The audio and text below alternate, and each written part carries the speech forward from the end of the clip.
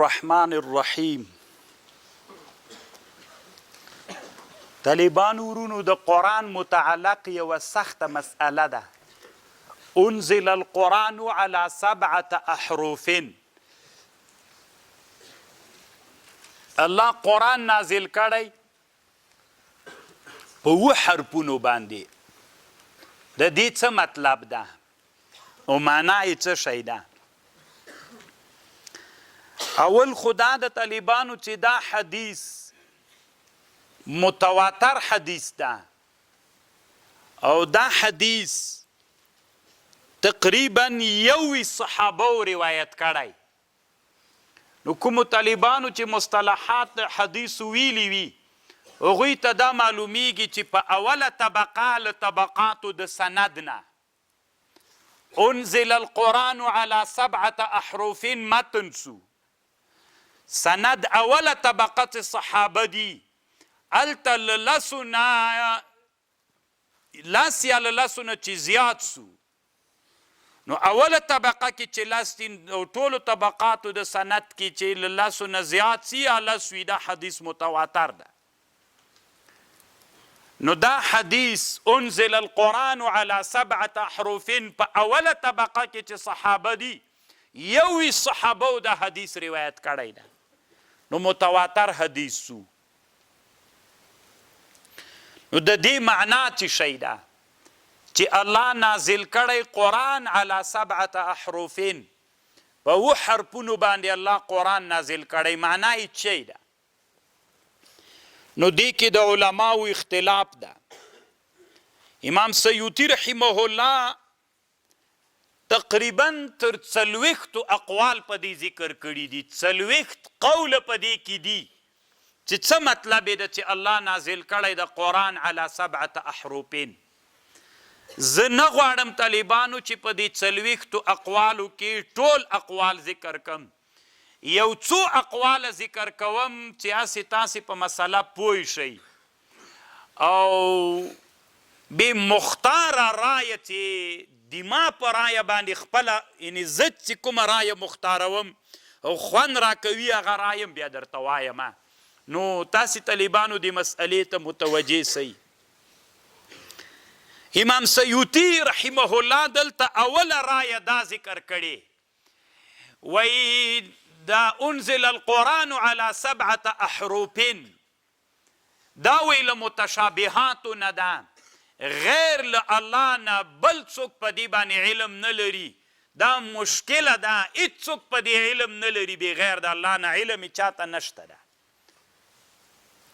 دا خبره طالبانو ورونو امام سیوطي دلته لیکلي د خو نورې څه نه دي ویلي پکې چې دي چا صرف لیکلي ابن سعدان النحوي کوم عالم تیر سوی ده دا دغه قول ده. خو سیوطي صاحب طالبانو یو کتاب جوړ کړی ده په موطا د امام مالک صاحب باندې شرح ده. تنویر الحوالک علی موطا لامام مالک. په دې کتاب کې د حدیث راځي په موطا د امام مالک کې.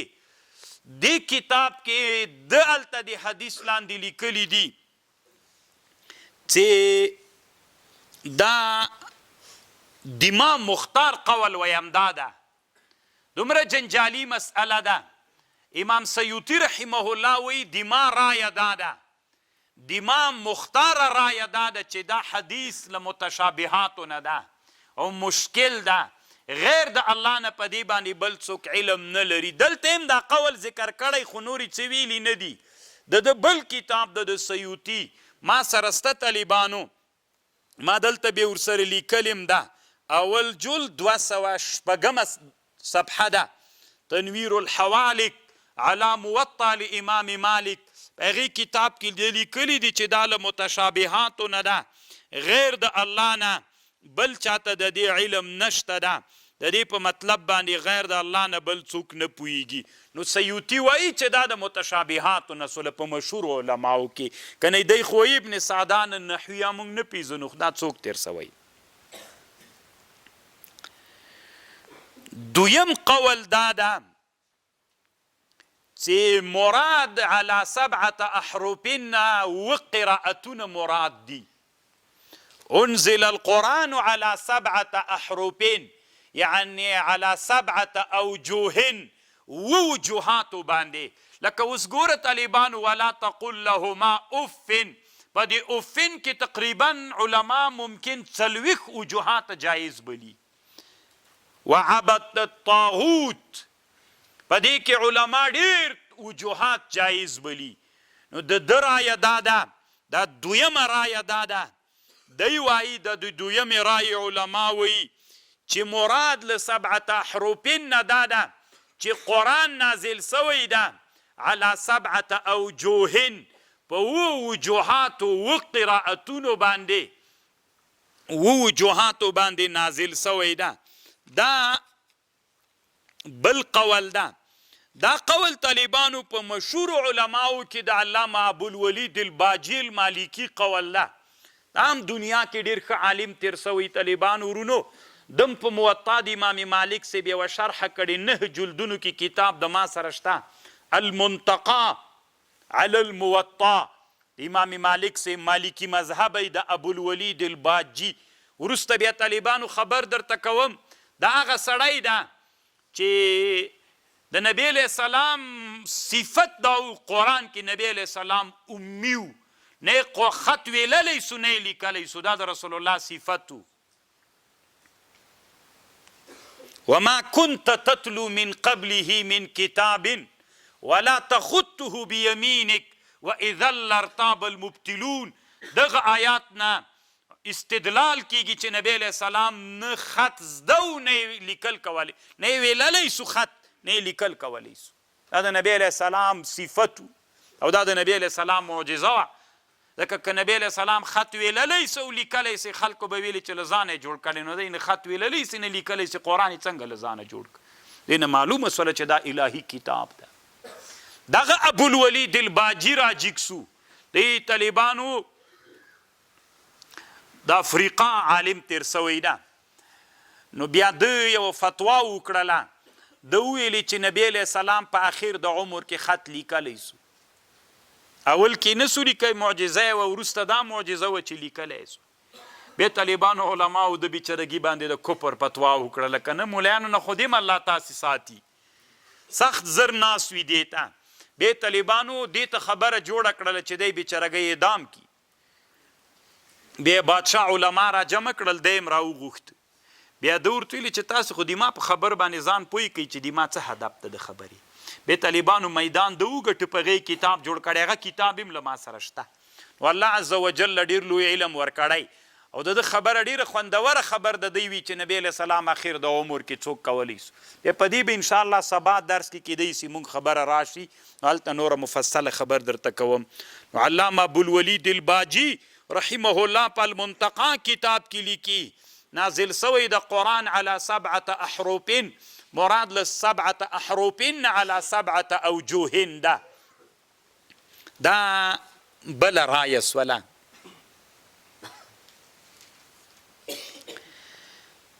دریم قول دا د طالبانو ورونو چې دا په مشهور علماو کې د امام ابو فضل رازي رایه ده، او دلته مونږ تاسې سره د علامه زرقاني رایه ده. دی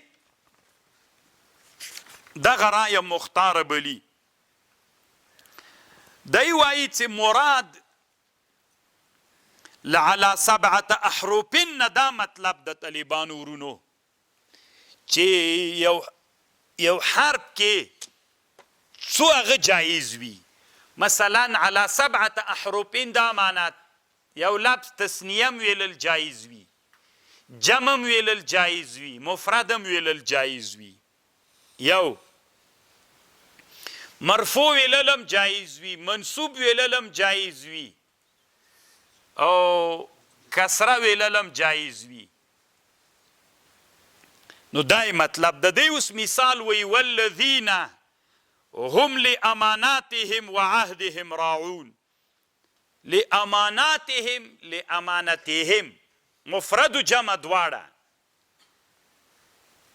فقالوا ربنا باعد بین اصفارنا، باعد امرم راغلی ده ربنا فقالوا ربنا باعد بين اسفارنا او فعلم راغلی د ماضی بعد ربنا فقالوا ربنا بعد بين اسفارنا بعد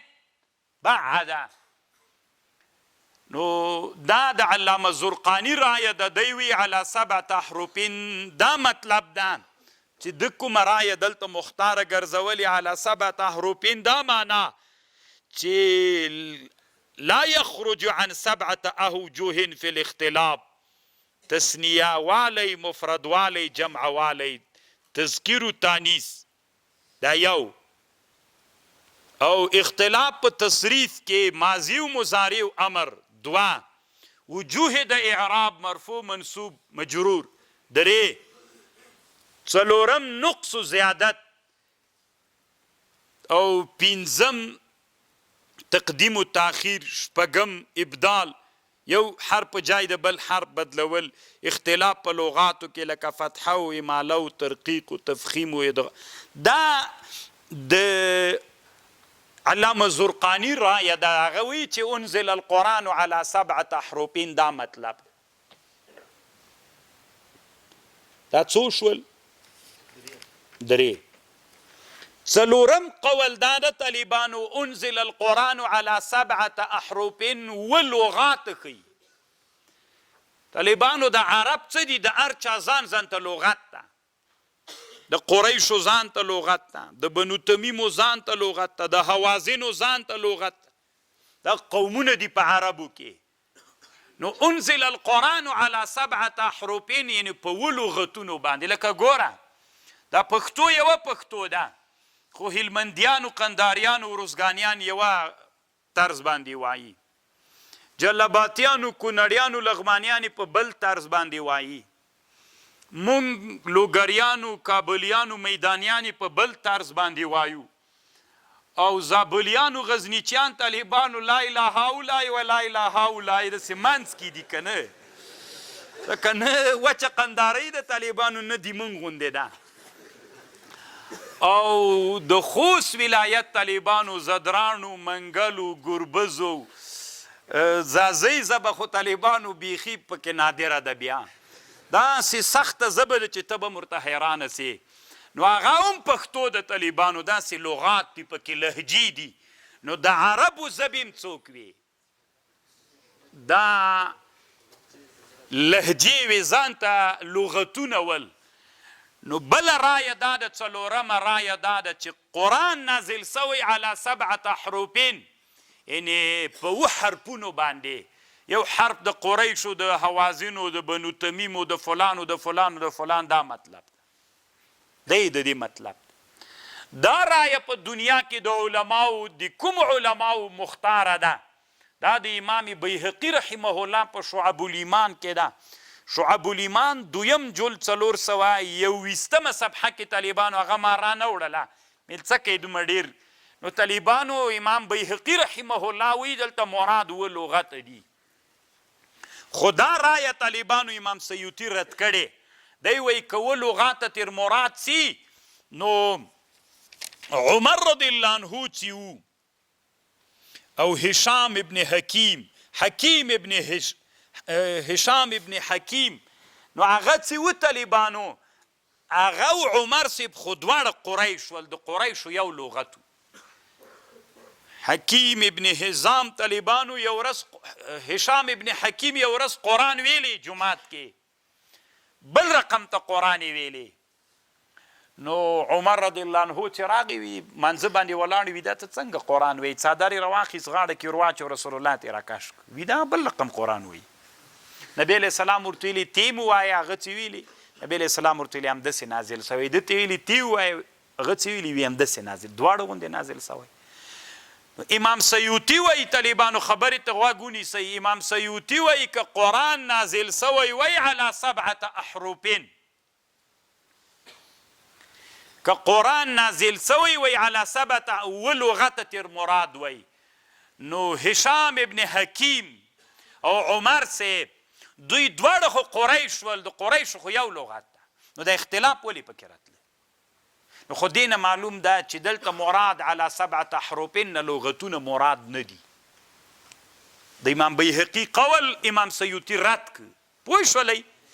دوی دواړه خو قریش ول، نو اختلاف یې راغی که رانغی. نو که چېرته مراد لغتونه وی نو اختلاف ولی عمر صاحب ته نبی علیه السلام داسې ویلې د تا په هغه هم نازل سوی، د غوندې هم نازل سوی. نو دا سیوطي اتقان کې رد کړی دا قول. علامه شهاب الدین آلوسی رحمه الله په تفسیر روح المانی کې طالبانو بیا داسې لیکلی دي چې نه همدغه قول مختار ده، همدغه قول چې کوم امام بیهقي ذکر کړی دا قول مختار ده. خو ولې د سیوطي د اعتراض جواب یې کړی چې ته وایې چې دوی دواړه خو قریش ول، د قریشو خو یو قرائت و، نو چې یو قرائت د قریشو سو نو به اختلاف ولې پکې راغی؟ نو دی جواب کوي علامه شهاب الدین آلوسی داسې چل دی سوی. عمر صاحب د قرآن د قریشو په لغتو زده کړی وي، هشام ابن حکیم و څوک قریش، خو لغت دی چا نه زده کړی. د بنو حوازنو په لفظ د قرآن هغه زده کړی وي، د بنو تمیمو په لغت د قرآن د زده کړی وي. دا اختلاف چې د دوی راغی د دغه وجې نه دی راغلی وي. نو علامه شهاب الدین آلوسی رحمه الله تفسیر روح المانی کې لیکي چې نازل سوی د قرآن علی 7 احرف، په 7 حرفونو باندې قرآن نازل ده. د دې مطلب دا ده علی 7 احرف چې دا د علامه آلوسی او د علامه امام بیهقي په شعب الایمان کې رایه ده. دوی دواړه وایي چې قرآن علی 7 احرف نازل سوی دا مطلب ده. او رښتیا هم جواب وسو طالبانو کوم سوال چې سیوطي کړی و نو هغې جواب روح المانی وکړ. 4 قوله شو. 5م قول طالبانو ما مخکې درته ویلي ټول اقوال 40 دي، نور نه وایم، دا خیرنی قول وایم دا د امام مختار ده. طالبانو ورونو 5م قول دا ده چې الله نازل کړی قرآن علی 7 احرف په 7 حرفونو باندې. څه مطلب دا؟ ښه علمي درس ته طالبانو دا زده کوي. ډېر علماؤ نه چې پوښتنه وکړي سړي ته معلومات نه وي. علی 7 احرف دا معنا لفظ یو، معنا یوه، الفاظ ډېر. دا 7 احرف ده، معنا یوه، الفاظ راځه هغه ته نه وایم زوی مو مړ سه، راځه معنا ده، یوه معنا ده. اوس طالبانو راځه یوه معنا ده، یوه معنا ده. الفاظو ته یې ګوره. اقبل، تعال، هلم، عجل، اسرع، الی. الفاظ څوک سول؟ معنا یوه ده.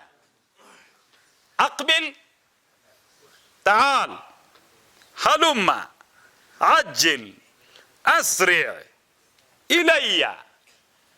دا څوک سو طالبانو؟ چې معنا یوه وي، الفاظ بیل بیل الفاظ وي. انزل القرآن على 7 احرف نه دا مطلب مراد ده. تاسې په خبر پوه شو؟ او لکه مثلا كلما اضاء لهم مشوا فيه مروا فيه سعوا فيه، مشوا فيه مروا فيه سعوا فيه. 3 وړ الفاظ راغلل. انزل القرآن على 7 احرف دا معنا. خو ګوري طالبانو دا ما خبر واورئ، نازل سوی د الله نازل کړی قرآن 7 حرفونو باندې.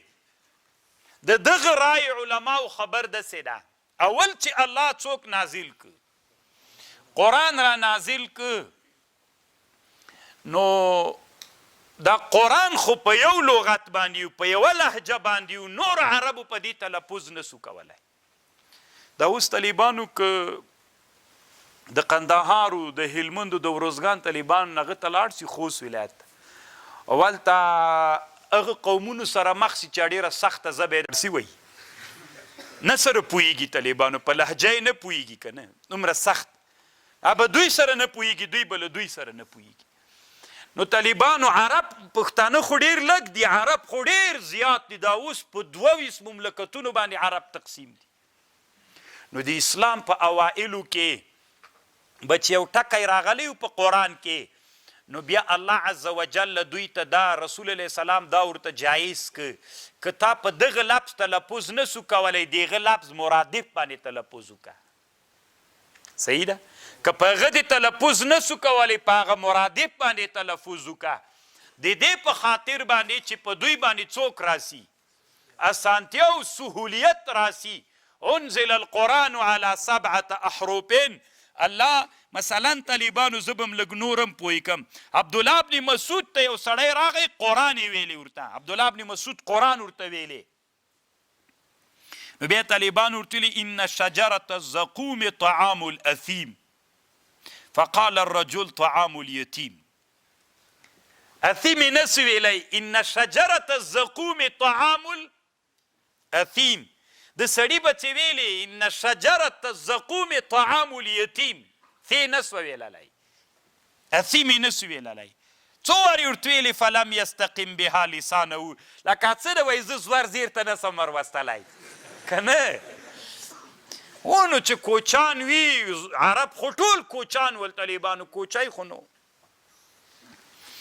فقال نبی علیہ السلام ورته ویلي هغه ورته ویلي عبدالله بن اتستطيع ان تقول طعام الفاجر قال نعم قال فافعل ان شجرة الزقوم طعام الفاجر بس هغه به ویلي ان شجرة الزقوم طعام الفاجر اثیم و فاجر تقریبا مترادف دي انزل القرآن على 7 احرف دا مطلب ده طالبان الله دی وکي چې ما په خبر تاسې پوه شوي یی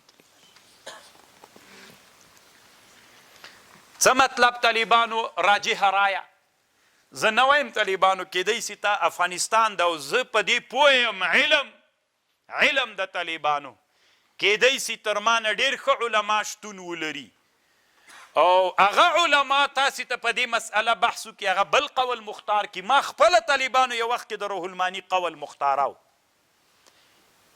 یو وخت کې ما د امام روح الماني قول چې لغات مراد یا ما الان انا رجعت عن وانا اقول بالقول الخامس چې مراد له 7 احرف نه دا مطلب ده چې معنا یو وي الفاظ بیل وي یعنی یو لفظ د مترادف لفظ په جای باندې استعمالول 7 احرف دا مطلب ده خبر می پوه شو دا قول په اسلامي امت کې دی چا قول ده دا قول طالبانو په اسلامي امت کې ما چې بل ورځ درته ویلي چې دنیا کې تر ټولو نه معتمد تفسیر ده علامه ابو جعفر ابن جرير الطبري جامع البيان عن تأويل آية القرآن دا تفسیر د طالبانو د په مقدمه د خپل تفسیر کې په دې مسئله باندې بحث کړی ده او د همدغه رایه مختاره ګرځولې ده چې مراد له 7 احرف نه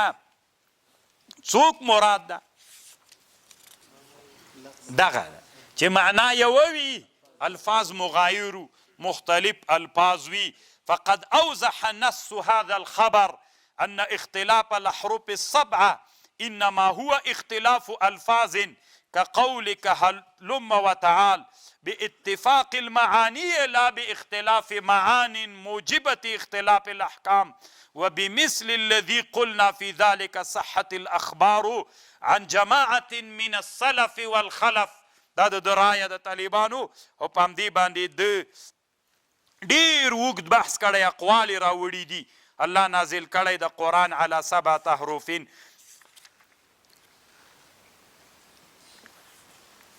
دا دی دلته وی طالبانو د ابن جریر قول دا د طالبانو علامه ابن جریر دا قول مختار ګرځولی او په اسلامي امت کې یو بل سړی تیر سوی طالبانو ورونو علامه حافظ ابن عبد البر القرطبي المالکی د یو غټ کتاب جوړ کړی التمهید لما فی الموطا من الاسانید. دا طالبانو د دنیا د حدیثو یوه له غټو خزانو نه ده. دغه سړی دا د پخواني اندلس سړی د طالبانو که نه، هغه اندلس چې وخت کې د مونږ د اسلام د توحید بیرغ پرې رپېده او اوس هلته اسلام نسته. 900 کاله مو طالبانو دلته په قرطبي او په غرناطي او په اندلس اسلام واکمني کړې ده او له هغه نه اوس اسلام راټول سوی طالبانو.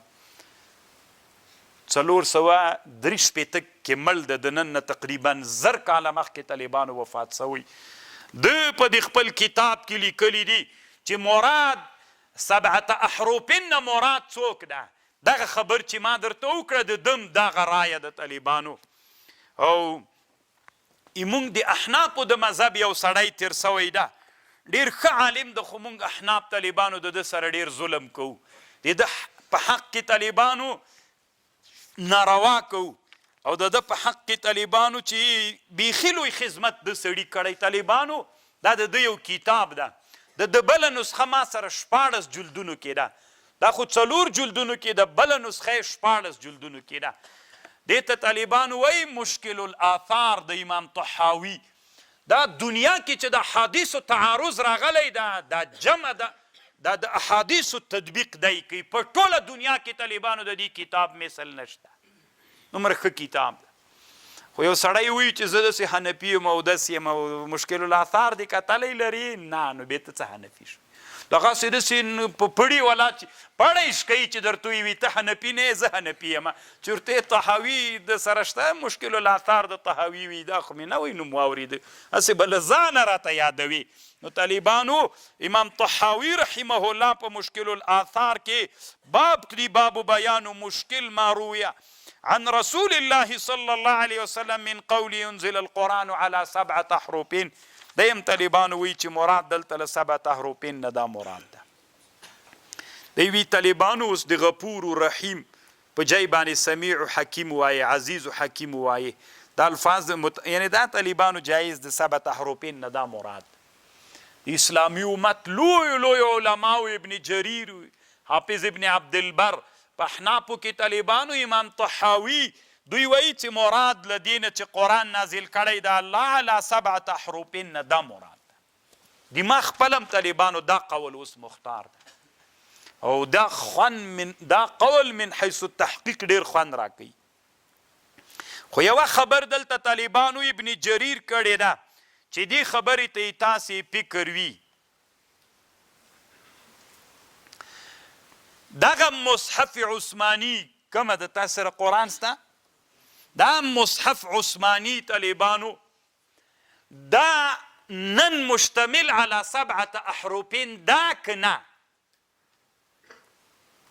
انزل القرآن على 7 احرف دا 7 حرفونه.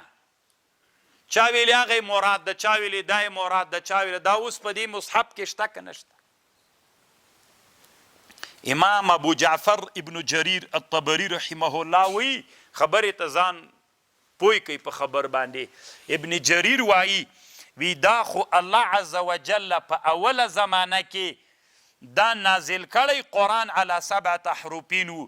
انسانانو دی پاره د سهولیتو د اسانۍ دی پاره دا جایز کړی و چې یو حرف دیغه مترادف لفظ تا ته ویلل په قرآن کې جایز و. جایز و طالبانو، واجب نه و. اوس الله نازل کړی قرآن، مثلا یو لفظ راغلی ته دیغه مترادف لفظ ویلی سي، ته دیغه مترادف لفظ ویلی سي، خو دا ویلل جایز ول او د سهولیت او د اسانۍ دی پاره ول، واجب نه ول. او دا تر اول زمانې پورې ول. کله چې حضرت عثمان رضی الله عنه قرآن را جمع کو، د صحابوو چې اختلاف راغی، د مسلمانانو اختلاف راغی، بیا عثمان رضی الله عنه دا ټول حرفونه ترنه لرې کړل، په یو حرف باندې پرېښوده. نو اوس قرآن طالبانو چې دلته کوم لیکل سوی ده دا الفاظ به وایي. په اوس زمانه کې اجماع د امت مسلمه په دې راغلی ده چې په قرآن کې د یو لفظ مرادف ته اوس نسي ویللی. اوس لکه هلته عبدالله ابن مسعود صاحب هغه سړي ته وویلې که نه ان شجرة الزقوم طعام الاثیم یتیمې ویلې اثیمې نسو ویلې وي زه فاجرې ووایه اوس که یو سړی راجګ سو داسې ویلې ان شجرة الزقوم طعام الفاجر اوس نه ده جایز طالبان الله دې وکړي چې ما په خبر پوه شوي پوه شولی که نه دا توسعه په هغه زمانه کې وه ابن جریر وایي دا توسعه د اسلام په اول کې وه او دا توسعه اوس زمانه کې نشته ده او دا واجب هم نه وه دا توسعه واجبه نه وله ضروري نه وله د سهولیتو د اسانۍ د انسانانو دپاره وه کله چې انسانان وروسته زمانه کې چې د حضرت عثمان رضی الله عنه زمانه راغله اختلاف پیدا سو دا اختلاف د اسلامي امت افتراق ته لاړه عثمان رضی الله عنه دا ټول ترنه وویستل او د اسلامي امت اتفاق په دې باندې راغی چې اوس قرآن مرادف لفظ ویلل ذاتي صحیح نه ده که وایې هغه قرآن به وی چې دلته لیکل سوی ده ان شجرة الزقوم طعام الاثیم داسې به یې وایې للطعام اليتیم وللطعام الفاجر په دې الفاظو ویلل جایز نه دي دا د چا رایه سوه نو اوسنی مصحف طالبانو على 7 حروف مشتمل ده نه طالبانو دا د علامه ابو جعفر ابن جریر الطبري رایه دم دا خبر کړي تمهید کې علامه حافظ ابن عبدالبرم دا خبر کړي او طالبانو ورونو علامه امام ابو جعفر طحاوی رحمه الله په مشکل الاثار کې هم دا خبر کړی ده او عین هم دا خبرې کړي چې دا د ضرورت دپاره و چې هغه زمانه کې انسانان نابلده ول د هر چا خپل خپل الفاظ ول نیسو ویللی نو د توسعې دپاره واجب و ضرور نه و کله چې الله عز وجل دا ضرورت پوره کړ او اسلامي امت کې اختلاف پیدا کې د عثمان رضی الله عنه هغه ترنه وویستل قرآن په یو قرات باندې پاتې سو یعنی په یو لغت باندې پاتې سو چې دا اوس ده نو اوس زمانه کې مرادف نسي ویللی اوله زمانه کې دې ویلی سو وروسته زمانه کې اجماع د اسلامي امت راغله تی په مرادف نسي ویللی نو الله دې وکړي چې تاسو طالبانو ورونو دې ما په خبر پوه شوي انزل القرآن که نه مثلا تاسې مدرسې نه لاړلی یولته یو مولي صاحب درته ویلې چې څه یې درته ویلې چې قرآن نازل سوی علی سب تاسو به څه ورته وایې نو وجوهات یې راته ویلي او د خپله رایه دا مختاره کړه مرادف الفاظ ښه اوس موږ په مرادف الفاظو باندې نو قرآن ویللی سو نه دا اول کې د توسعې دپاره وروسته زمانه کې دغه مصحف اوس مشتمل په دې باندې نه د طالبانو ورونو انشاءالله سر به هم باندې خلاصوي او دا یو علمي او جنجالي مسلو نه د طالبانو نو اسانه مې کړه درته طالبانو بس خلاصه شوله دا مسئله اگرچې طالبانو ورونو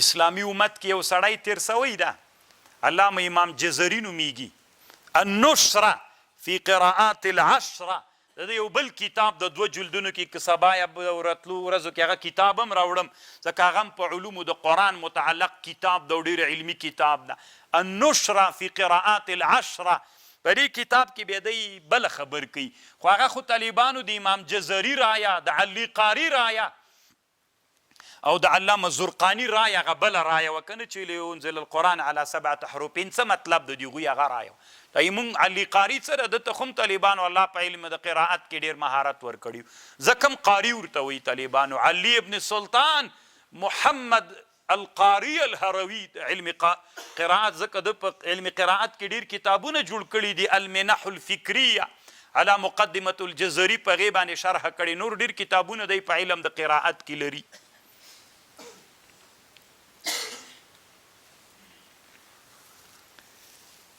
او بل خبر طالبانو ورونو دا ده چې د قرآن د نومونو او د قرآن د سورتونو د نومونو په اړه باندې موضوع ده طالبانو د قرآن ټول نومونه چې دي 55 نومونه د قرآن دي د قرآن نومونه 55 نومه د قرآن دي چې هغه منسوسي ثابت دي قرآن او حدیث کې د قرآن نومونه 55 نومونه دي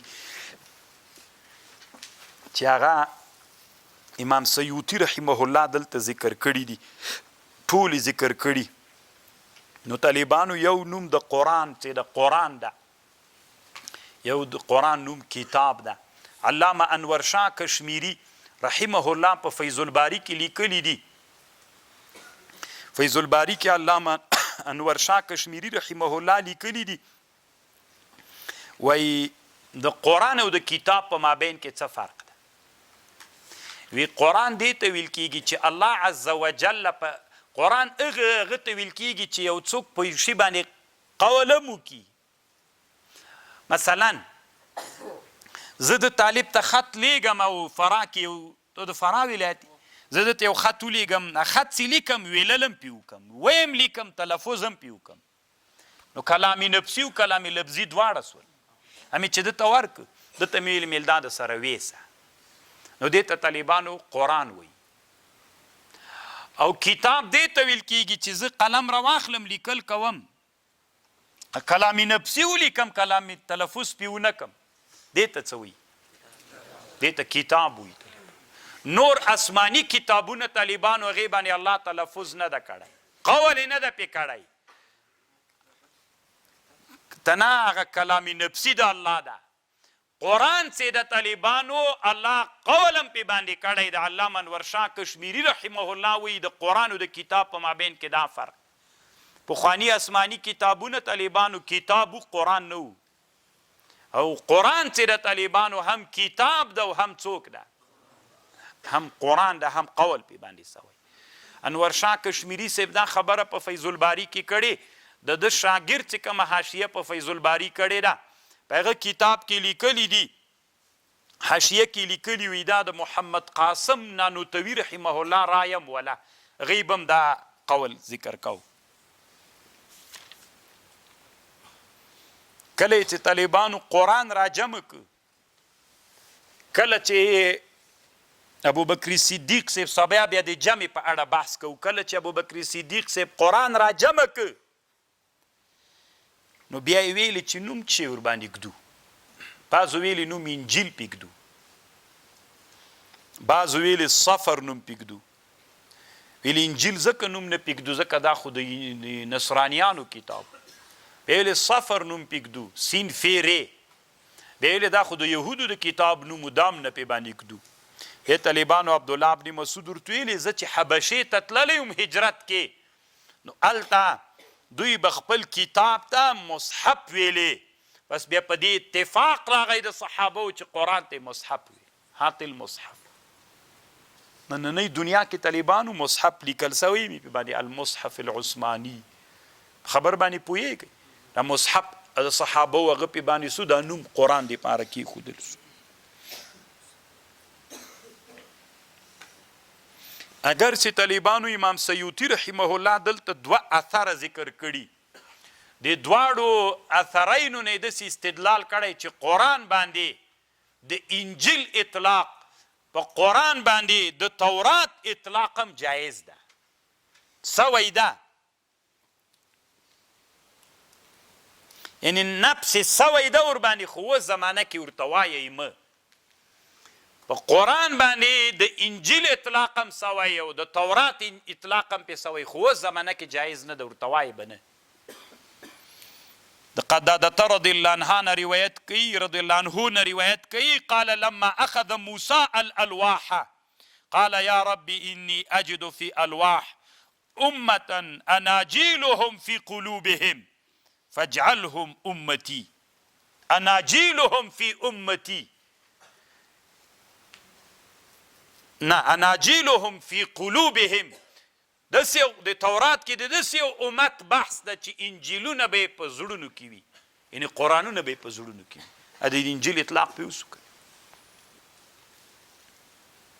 نو طالبانو امام سیوطي ومع هذا لا يجوز الآن أن يطلق عليه ذلك وهكذا كما سميت التوراة فرقانا وإذ آتينا موسى الكتاب والفرقان. نو طالبانو اطلاق پې سوی ده خو جایز نه ده اوس زمانه کې. او یوه خبر دا ده چې دا ټول نومونه دی دا خو د قرآن نومونه دي، یو د قرآن د سورتونو نومونه دي، د قرآن د سورتونو نومونه طالبانو لزانه څوک د قرآن سورت د نوم نسی کېښودلی. دا نومونه طالبانو توقیفي دي. توقیفي دا معنا د شارع نام داسې راغلي دي. بیا وروسته بحث کوو طالبانو، لکه اوس طالبانو موږ تاسې عقایدو کتابونو کې وایي د الله نومونه توقیفي دي که غیر توقیفي. شارع نه راغلي که هر څوک الله ته نوم کېښودی سي. نو طالبانو بیا په خدای باندې بحث کوو. خدای خو فارسي لغت ته نه قرآن کې راغلی نه حدیث کې راغلی، نو الله ته د دې ویلل څنګه دي؟ بیا طالبانو د تفسیر روح المانی نه نقل کوو پې باندې. نو طالبانو کوشش وکړي چې الله ووایي، خدای مه وایي. طالبانو دا معنی نه چې بیخي ناروا ده، بعضې علماو جایز بللی. ښه دا د طالبانو چې الله ووایي، ثواب هم په الله کې ده، قرآن و حدیث هم په دې باندې راغلی ده. نو د سورتونو د قرآن نومونه چې دي هغه توقیفي دي، ته له ځانه نوم نسي ورته کېښودلی. او بل دا د طالبانو علما وایي چې داسې به نه وایي، بعضې علما وایي داسې به نه وایي سورت بقر، د غوا سورت، داسې به وایي سورة فیه قصة بقر. خو صحیح رایه دا د طالبانو جایز ده چې سورت بقر وایي. دغه حدیث یو حدیث کې راځي، تاسې به داسې نه وایي سورت بقر، د غوا سورت خو نه ده که نه، سورة فیه قصة بقر. خو دا حدیث ضعیف ده، ابن جوزی بیخي لا دروغ بللی ده. حق خبردار په صحیح حدیثو کې دا ثابت ته ویلل جایز دی سورت بقر. کله کله طالبانو یو سورت وي یو نوم لري. دا په سورتونو کې ډیر د سورت یو مغه یو نوم لري. او داسې سورتونه هم سته طالبانو ورونو چې سورت یو سورت ته ډیر نومونه لري.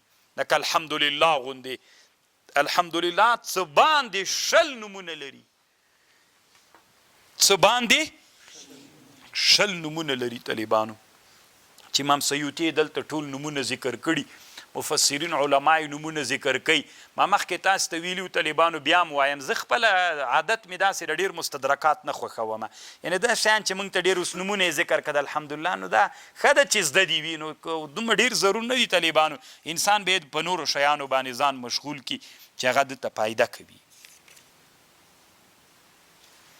نو بله مسئله طالبانو جمع د ترتیب د قرآن د خدا ډیره اوږده مسئله ده، که شروع کو بیا وخت ډیر دي سي طالبانو ورونو، نن همدا بس ده.